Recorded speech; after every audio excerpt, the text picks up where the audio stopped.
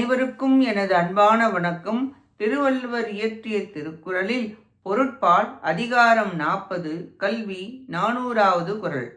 கேடு இல் விழுச்செல்வம் கல்வி ஒருவர்க்கு மாடு அல்ல மற்றவை எவை. ஒருவனுக்கு அழிவில்லாத சிறந்த செல்வம் கல்வியே ஆகும். ஏனைய மணி பொன் முதலிய செல்வங்கள் அழியக்கூடியன, ஆதலால் அவை செல்வங்கள் ஆகாது. மாடு என்றால் செல்வம் என பொருள் கொள்ள வேண்டும். அழியக்கூடிய பொருட்கள் செல்வங்கள் ஆகாது. அழியாத 7 பிறவிக்கும் கூட வந்து இன்பம் தரும் கல்வியே செல்வம் என்று விளக்குகிறார். பொருட்செல்வத்தை கொடுத்தால் குறையும், கல்வியை கொடுத்தால் அதிகமாகும்.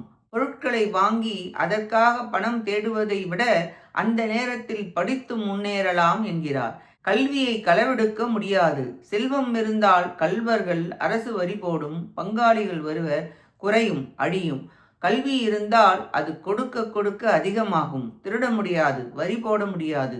கல்வியானது உனக்கு நன்மை செய்து நீ இன்புற்று மற்றவர்களையும் சந்தோஷப்படுத்தும். கல்வியே உயர்ந்த செல்வம் என்கின்றார். 396 400 வரை உள்ள 5 குறள்களாலும் கல்வியின் சிறப்பு கூறப்பட்டது. நன்றி, வணக்கம்.